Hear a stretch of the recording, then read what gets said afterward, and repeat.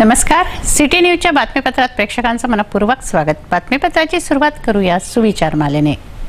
ज्ञान जवळ असल्यास दुःख देखील सुख बनू शकते, पण अज्ञानात सुख देखील दुःख बनू शकते. आजचा सुविचार आपण बघितला. आता बघूया बातमीपत्रातील ठळक बातम्या.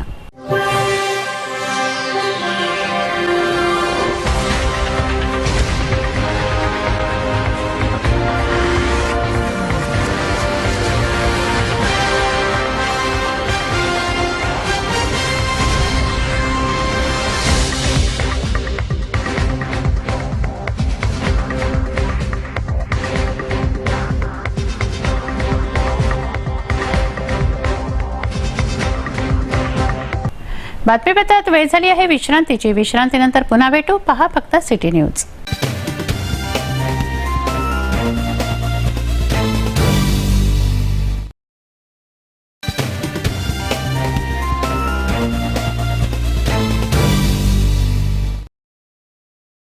विसाव्यांती पुन्हा आपलं स्वागत आहे. चला बघूया बातम्या विस्तारित स्वरूपात.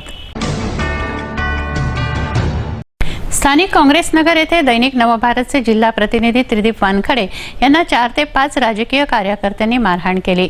पत्रकार आहेत म्हणून त्रिदीप वानखडेंवर हा हल्ला चढवण्यात आला. रविवारी रात्रीची ही घटना आहे. याचा शहरातील पत्रकारांनी निषेध केला असून या संदर्भात सीबीनं निवेदन देण्यात आलं आहे. मारेकऱ्यांवर कडक कारवाई करून त्यांना हद्दीबाहेर घालवण्यात येईल असं आश्वासन सीपीने दिलंय. शहरातील प्रिंट मीडिया, इलेक्ट्रॉनिक मीडिया यांच्या संपादकांनी, जिल्हा प्रतिनिधींनी व पत्रकारांनी हे निवेदन दिलंय. काँग्रेस नगर येथे दैनिक नवभारतचे जिल्हा प्रतिनिधी त्रिदीप वानखडे यांनी आपली गाडी पार्क केली होती. पार्क केलेली गाडी काढण्याच्या क्षुल्लक कारणावरून त्रिदीप वानखडे यांना कथित राजकीय कार्यकर्त्यांनी लाथाबुक्क्यांनी मारहाण केली. त्रिदीप वानखडे हे दैनिक नवभारतचे जिल्हा प्रतिनिधी आहेत. हे कथित राजकीय कार्यकर्ते दुकानात बसून दारू पित होते. मिलिंद घेबड, नितेश काळे अशी त्यांची नावं आहेत. त्यांनी त्रिदीप वानखडेंवर अशासाठी हल्ला केला की त्रिदीप हे पत्रकार आहेत. रविवारी रात्रीची ही घटना आहे. मिलिंद घेबड स्वतः शिवसैनिक असल्याचं सांगतात, मात्र शिवसेनेने ही बाब नाकारली आहे. ही जी पार्श्वभूमी राजकीय कार्यकर्त्यांची आहे, अशा कार्यकर्त्यांचा व पत्रकारावर झालेल्या हल्ल्याचा निषेध अमरावतीच्या पत्रकारांनी केला. या संदर्भात फ्रेझरपुरा पोलीस ठाण्यात गुन्हाही दाखल करण्यात आला आहे. अमरावतीतील प्रिंट मीडिया व इलेक्ट्रॉनिक मीडियाच्या संपादकांनी, जिल्हा प्रतिनिधींनी व पत्रकारांनी सीपी दत्तात्रय मंडलिक यांना निवेदन दिलं व कारवाईची मागणी केली. चंदू सोजतिया, अनिल अग्रवाल, विजय ओढे, संजय शेंडे यांच्यासह आदींनी निवेदन दिलं. यावर कडक कारवाईचं आश्वासन सीपींनी दिलं. या कथित राजकीय कार्यकर्त्यांना हद्दपार करू असंही ते म्हणाले आहेत. फ्रेझरपुरा पोलीस स्टेशनच्या हद्दीमध्ये रात्री जो पत्रकारांना मारहाण करण्याचा प्रकार झालेला आहे, त्यामधील श्री त्रिदीप वानखडे, जिल्हा प्रतिनिधी नवभारत यांना ती मारहाण झालेली आहे आणि त्या पद्धतीची पोलीस स्टेशनला फिर्याद दाखल झालेली आहे. यामधला जो आरोपी मिलिंद घेबड व त्याचे 4-5 साथीदार यांनी हा प्रकार केलेला आहे. एकंदरीत त्या ठिकाणी त्याच बिल्डिंगमध्ये प्रेसचं कार्यालय आणि खाली काही दुसरे कार्यालय आणि त्या ठिकाणी वाहन काढणं वगैरे वगैरे निमित्त साधून हा प्रकार झालेला आहे. त्यामध्ये बातम्या वगैरे देत आहेत, विरोधात बातम्या देत आहेत असा उल्लेख आहे. त्यांच्या बोलण्यातून आलं होतं. याचा डिटेल यांच्यामध्ये गुन्ह्यामध्ये त्यांना अटक करण्यात येईल तात्काळ. याच्या पाठीमागं काय हेतू होता हेही पाहण्यात येईल आणि त्याचं जर क्रिमिनल रेकॉर्ड याच्यापूर्वीचं असेल तर कायदेशीर कारवाई, कडक आणि प्रतिबंधक कारवाई आणि शक्य असेल तर हद्दपार पण तर नियमात बसत असेल तर त्या पद्धतीने सुद्धा कडक कारवाईच्या याच्यामध्ये नियोजित आहे. साधारणप्रमाणे पत्रकार बंधूवर अशा हल्ले होणं हे योग्य नाही आहे आणि समाजाने याचा 10 वेळा विचार केला गेला पाहिजे. यावेळी पूर्वी अशा काही घटना घडल्यावर वातावरण त्यामधून तणाव होत असतो आणि तणावाच्या वातावरणात एक प्रतिमा वेगळे होत असते. तर अशा परिस्थितीमध्ये आम्ही याच्यावर पोलीस म्हणून योग्य ती कायदेशीर जेवढी काही कडक कारवाई करण्यात तेवढी कारवाई करणार आहोत. आउटडेटेड मिल्क ब्रेड विक्री करून नागरिकांच्या जीवाशी सर्रास खेळ होत असल्याचं उघड झालंय. बुरशी आलेली विटलेली ब्रेड सर्रास दुकानातून विकली जाते.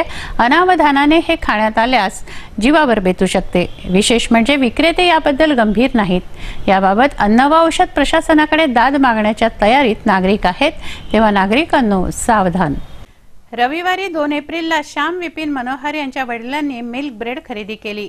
पलासिया कॉलनी येथील अशोक प्रोव्हिजन्स येथून हा मिल्क ब्रेडचा पुडा त्यांनी खरेदी केला, तोही त्यावरील तारीख पाहून. 2 एप्रिल 2017 त्यावर नमूद असल्याने त्यांनी ब्रेडचा पुडा खरेदी केला. 125 ग्रॅम वजनाचा हे पाकिट असून त्याचा बॅच नंबर C29 असा आहे. दुसऱ्या दिवशी सकाळी चहाच्या वेळी हे पाकिट फोडलं असता मिल्क ब्रेडवर बुरशी चढल्याचं दिसून आलं. ही बुरशी नुकतीच लागलेली नव्हती, कारण बुरशी चढून ब्रेडला खड्डे पडले होते, म्हणजे बुरशीचं हे आक्रमण ब्रेडच्या आतपर्यंत होतं. ब्रेडचा विटलेला वास आल्याने पाकिटातील ब्रेड पाहिल्या असता त्यात बुरशी दिसून आली. त्याकडे लक्ष गेलं. मोठी माणसं समोर होती म्हणून घरातील बच्चे कंपनीही बचावली, अन्यथा अनावधानाने ही ब्रेड बालकांकडून किंवा मोठ्या माणसांकडूनही खाल्ली गेली असती तर मनोहर परिवाराच्या जीवावर बेतली असती. श्याम मनोहर हे अशोक प्रोव्हिजन मध्ये गेले असता त्यांनी ब्रेडचा पुडा बदलून देतो म्हणून सांगितलं. मात्र अशोक प्रोव्हिजनला हा पुरवठा मनभरीमधून होतो. मनभरीमधून हा पुरवठा अशोक प्रोव्हिजनला केला जातो. तेव्हा मनोहर यांनी त्यानंतर सिटी न्यूजशी संपर्क साधून सारी आपबीती सांगितली असता मनभरीशी सिटी न्यूजने संपर्क केला. माझं नाव विपिन मनोहर आहे, विपिन वामनराव मनोहर. मी गाडगेनगरचा रहिवासी आहे आणि पलाश लाईन गाडगेनगरला राहतो. मी काल रात्रीला, कालची तारीख 2/4/17 आहे आणि काल संध्याकाळी आम्ही दुकान बंद करून रात्रीला घरी जात असताना आम्ही अशोक प्रोव्हिजन्समधून एक मनभरीचे प्रोडक्ट आहे, मिल्क नावाचं एक ब्रेडसाठी प्रोडक्ट येते, ते आम्ही डेली घेत असतो. कालही माझ्या वडिलांनी तसं ते प्रोडक्ट घेतला आणि प्रोडक्ट घेतल्यानंतर आम्ही घरी आलो. दुसरा दिवस निघाला. आम्ही मॉर्निंगला ग्राउंडवर गेलो पोलीस भरतीकरिता. तिथून ग्राउंडवर परत आल्यानंतर जसा आपला डेली प्रकार असतो तसा आम्ही चहा घ्यायचो. तर आज सकाळी पण आम्ही चहा घेतल्यानंतर ब्रेडचं पॅकेट उघडल्यानंतर आम्ही पाहत होतो अचानक ब्रेडच्या पॅकेटमधले असलेले ब्रेड्स आहे ते एकदम फुललेले असलेले, अर्धे कातरलेले असलेले ब्रेड्स आम्हाला दिसले. ते बघून मला एकदम असा धक्काच बसला.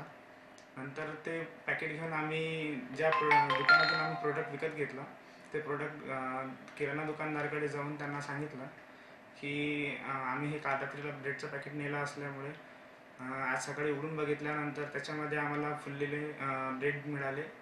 त्यावर दुकानदार उतरून बोलला की उन्हाळ्याचा टाईम आहे, गरमीमुळे असं काही होत राहते, त्यात आमचीही काही चूक नसून तुमचीही काही चूक नसून त्या प्रोडक्ट देणाऱ्याची काही चूक नसल्यामुळे ते गरमीमुळे होत राहते असं सांगून त्यांनी आम्ही तिथून निघून आलो. तिथून निघून आल्यानंतर आम्ही फूड ऑफिसला जाऊन त्यांची फूड ऑफिसला एक कंप्लेंट केली. त्यानंतर त्यांना सांगितलं की सर असं झालेलं आहे, तर सरांनी त्याच्यावर त्वरित कारवाई करावी, बस एवढं सांगणं आहे. आणि त्यानंतर आम्ही सिटी न्यूजला येऊन त्यांच्याबद्दल थोडी तक्रार करून आमची सांगता आम्ही व्यक्त केली. तेव्हा समाधानकारक उत्तर मिळालं नाही. आमच्या मालकांशी बोला असं उर्मट उत्तर मनभरीत मिळालं.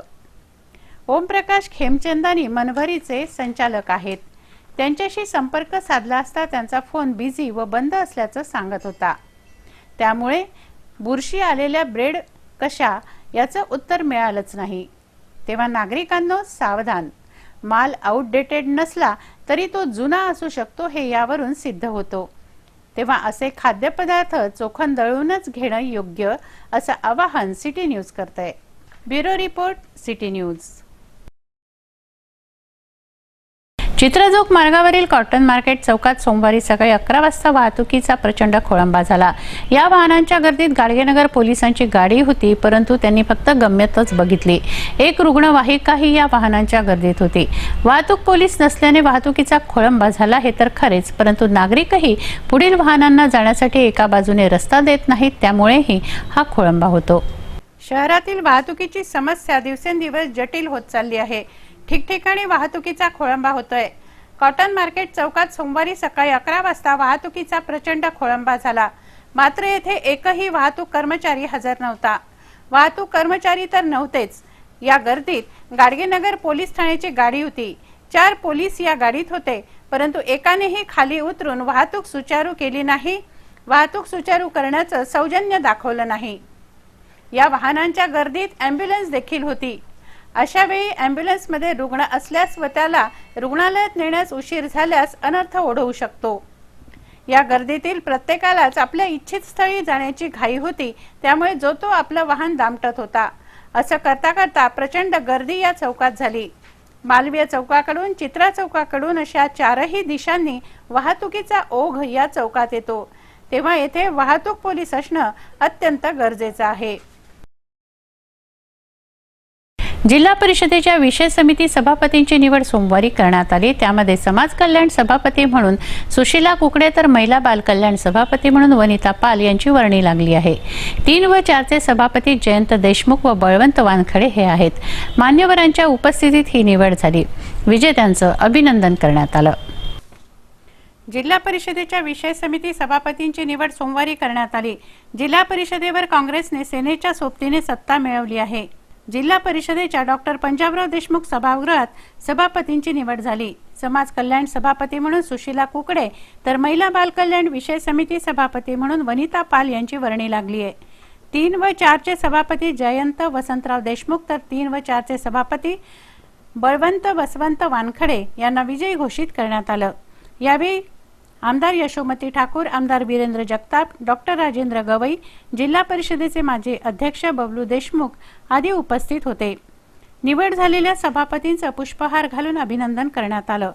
बळवंत वानखडे हे रिपाई गवई गटाचे आहेत। जिल्हा परिषदेत 59 सदस्य संख्याबळ आहेत।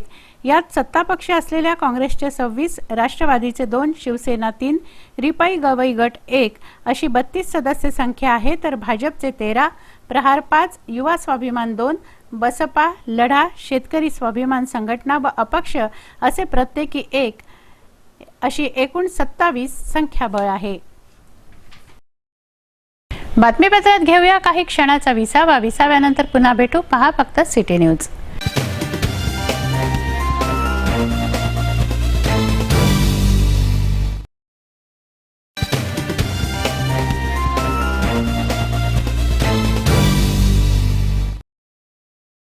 विसाव्याअंती पुन्हा आपलं स्वागत आहे। वळूया उर्वरित घडामोडींकडे। 1 ते 10 एप्रिल दरम्यान पोलीस क्रॅकडेट ऑपरेशन राबवत आहेत। अवैध दारू विक्री करणाऱ्यांवर तसंच ती वाहून नेण्यावरही कडक कारवाई करण्यात येते। या कारवाईसाठी पोलीस अधिकारी किंवा ठाणेदारांनी दिरंगाई केल्यास त्यांचीही खबरबात घेण्यात येईल, असं सक्त आदेश पोलीस आयुक्तांचे आहेत। राज्य महामार्गावरील मद्यविक्री प्रतिष्ठानातून मद्यविक्री बंद करण्यात आल्याने शहरात अवैध दारू विक्रीला उधाण आलं आहे। त्यासाठी पोलीस 1 ते 10 एप्रिल दरम्यान क्रॅक डाऊन 2 ऑपरेशन राबवत आहेत।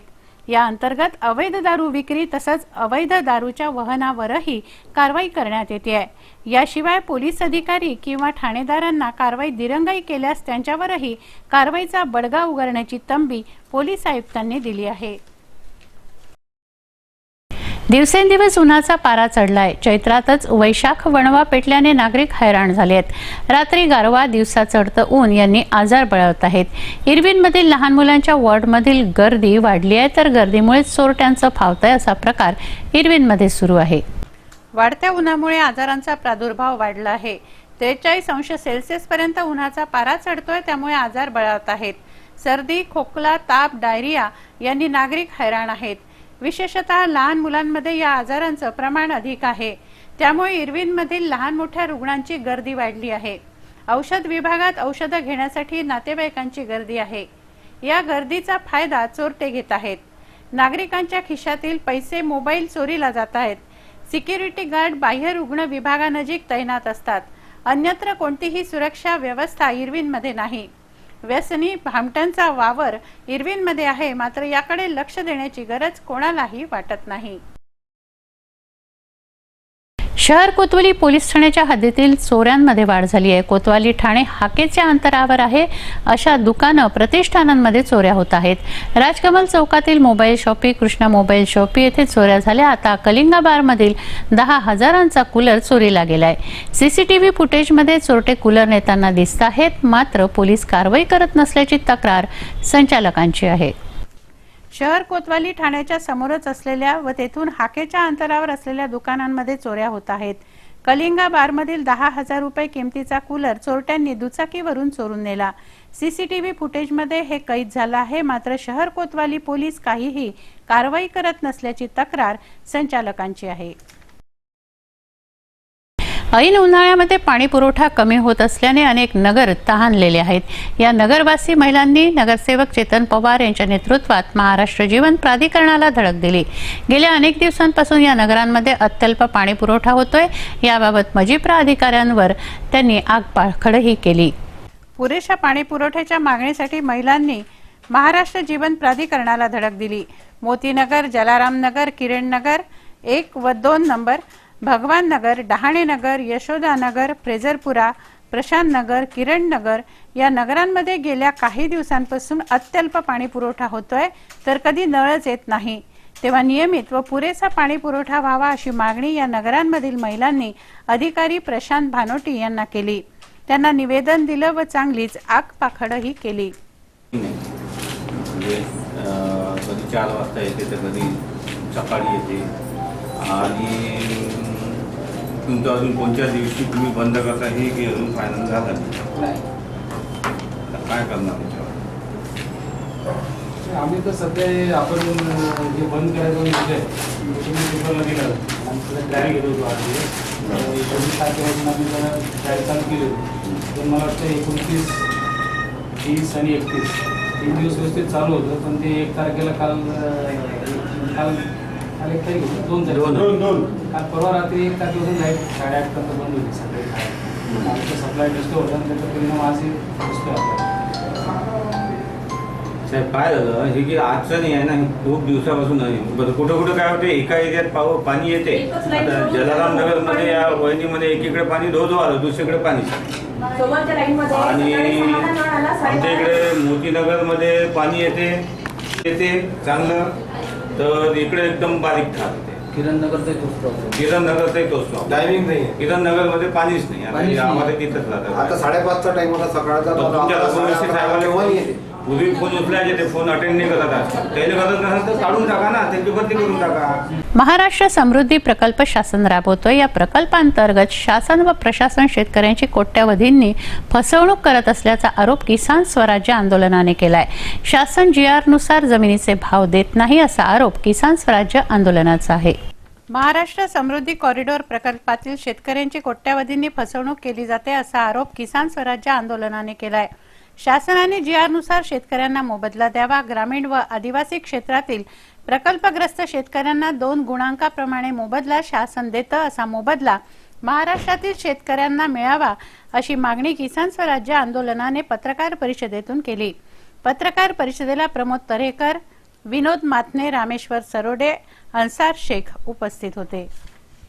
केंद्र शासनाने भूसंपादन कायदा 2014 जो लागू केला, त्या अनुषंगानं महाराष्ट्रामध्ये याची अंमलबजावणी सुरू आहे.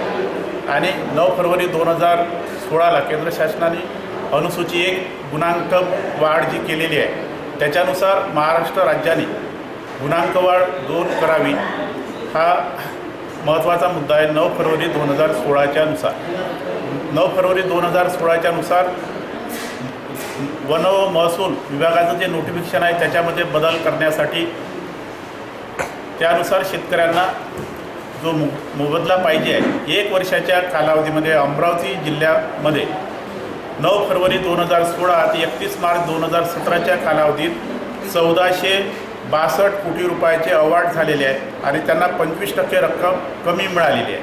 म्हणून 9 फरवरी 2016चा अधिसूचनानुसार 26 मे 2015च्या अधिसूचनेमध्ये बदल करावी ही आमची मागणी आहे. मालटेकडी ग्रुपच्या वतीने पाडवा पहाट कार्यक्रम घेण्यात आला. बेफिक्रे या मथळ्याखाली झालेल्या पाडवा पहाटमध्ये गीत, नृत्य, नाटिका यांचा अनोखा संगम होता. मनपा आयुक्त हेमंत पवार यांनी जुनं गाणं गाऊन उपस्थितांना आश्चर्याचा सुखद धक्का दिला. वयोवृद्ध प्रौढ यांनी सादर केलेल्या रंगारंग कार्यक्रमाचा रसिकांनी मनमुराद आनंद घेतला. वय वाढलं तरी मन अजून लहानच आहे, अनुभव वाढला तरी शरीराची लचक कायम आहे असा अनुभव मालटेकडी ग्रुपच्या बेफिक्रे नामक पाडवा पहाट कार्यक्रमातून उपस्थितांना आला. वयोवृद्धांनी बेफिक्रे थीमवर फ्युजन नृत्य सादर केलं.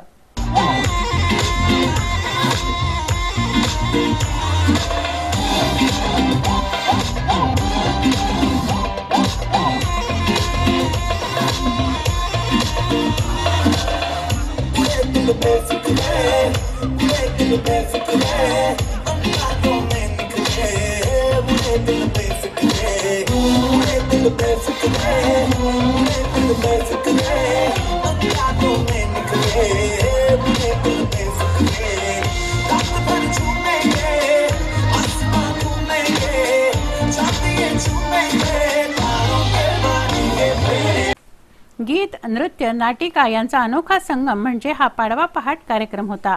या कार्यक्रमात मनपा आयुक्त हेमंत पवार यांनी जुनं गाणं गाऊन सर्वांना चकित केलं। एरवी फायलींच्या ढिगाऱ्यात व्यस्त दैनंदिनी व महापालिकेतील विविध विषयांच्या पसाऱ्यात मग्न असलेल्या मनपा आयुक्तांमधील रसिक श्रोता उपस्थितांनी अनुभवला। जिंदगी तो बेवफा है, एक दिन ठुकराएगी, मौत महबूबा है अपने साथ लेकर जाएगी, मर के जीने की अदा वो दुनिया को दिखलाएगा, वो मुकद्दर का सिकंदर, वो मुकद्दर का सिकंदर जाने मन कहलाएगा। लालखडी येथील स्लम एरियामध्ये मदरसा चालवण्यात येतोय। जोहा education and welfare charitable trust तर्फे संचलित मदरशाच्या वतीने बेटी बचाओ बेटी पढाओला प्रोत्साहन देण्यात येत आहे। त्यासाठी 5 एप्रिलला सायंकाळी 6 वाजता प्रबोधनपर कार्यक्रम आयोजित करण्यात आला। याविषयीची माहिती पत्रकार परिषदेत देण्यात आली। लालखडी येथील मदरशाच्या वतीने 5 एप्रिल रोजी सायंकाळी 6 वाजता एका कार्यक्रमाचे आयोजन करण्यात आले आहे। बेटी बचाओ बेटी पढाओ हा संदेश रुजवण्यासाठी कार्यक्रम असून यामध्ये प्रसिद्ध धर्मगुरू सुफी संत खानका नोमानिया न्यारल मुंबईचे जानशीन हजरत मौलाना सय्यद खलीलुर रहमान सज्जाद नुमानी नक्शबंदी प्रबोधन करत आहेत। याविषयीची माहिती पत्रकार परिषदेत देण्यात आली। देखिए, हमारा मदरसा जो है जामिया इस्लामिया बुस्तान फातिमा लिल बनात, ये लड़कियों का मदरसा है। पिछले 7 सालों से हम इस मदरसे को चला रहे हैं।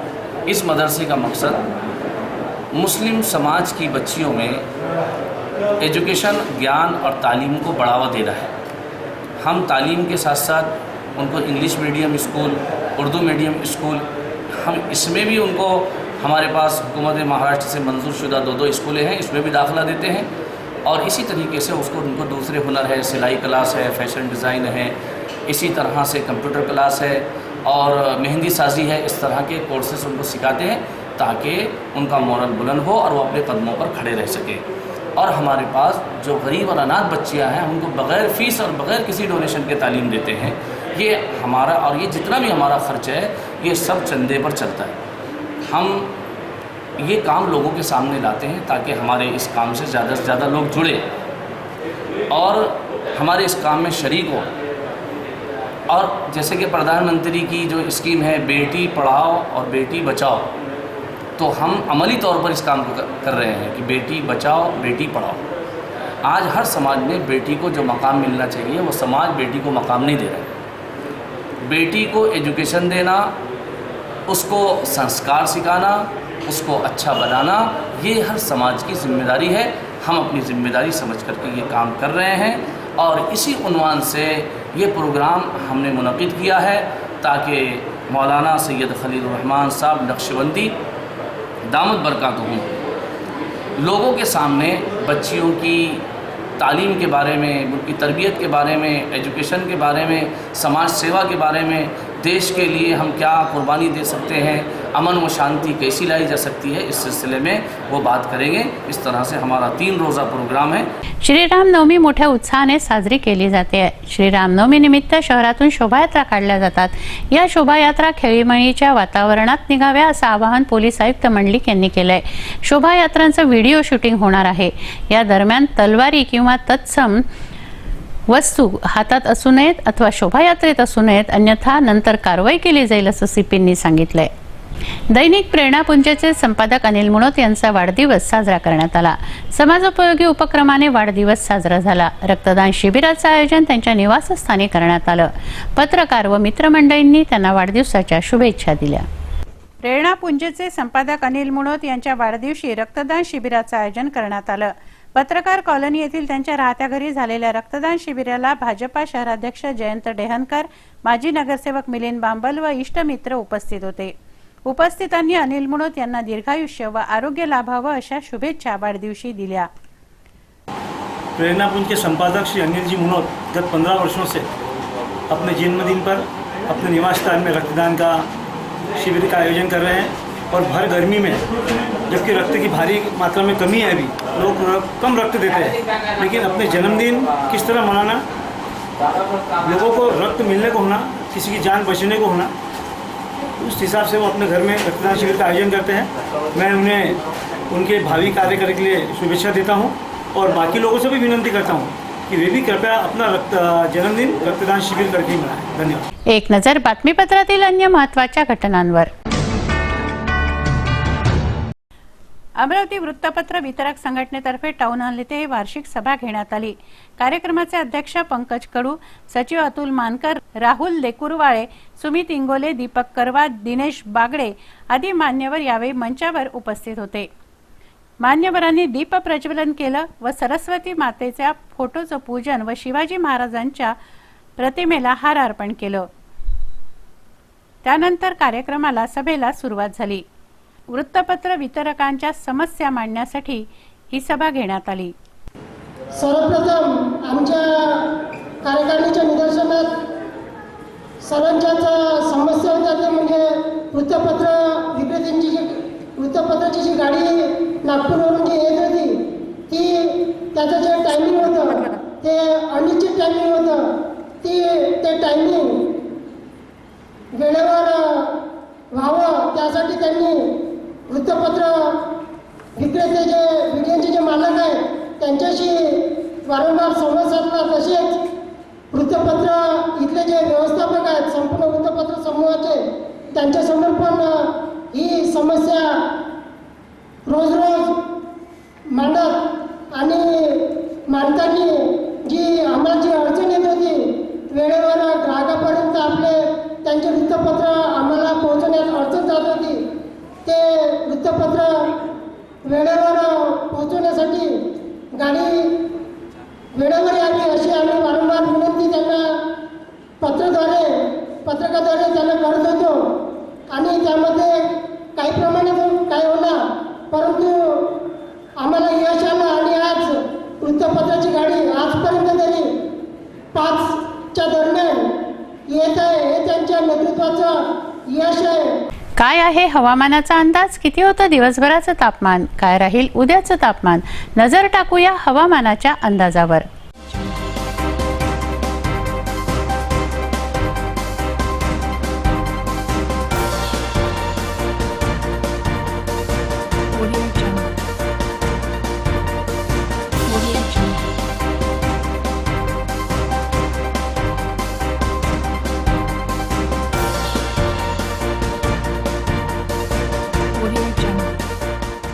हे बातमीपत्र एवढ्यावरच थांबवूया. पुन्हा एकदा आजच्या ठळक बातम्या.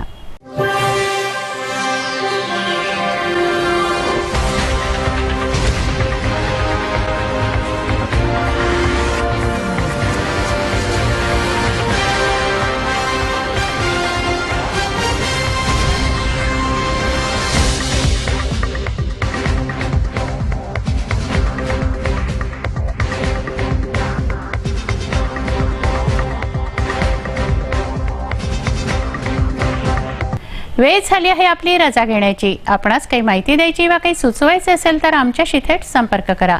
आमचा पत्ता सिटी न्यूज कार्यालय, मातोश्री आर्केड, सहकार भवन समोर, मोर्शी रोड, अमरावती. आमचा फोन नंबर आहे 3298-161 आणि वेबसाईट आहे www.citynews.net.in. अचूक, सडेतोड आणि निर्भीड बातम्यांसाठी बघत राहा अमरावतीचं नंबर 1 चॅनेल, फक्त सिटी न्यूज. बातमी आमची, विश्वास तुमचा.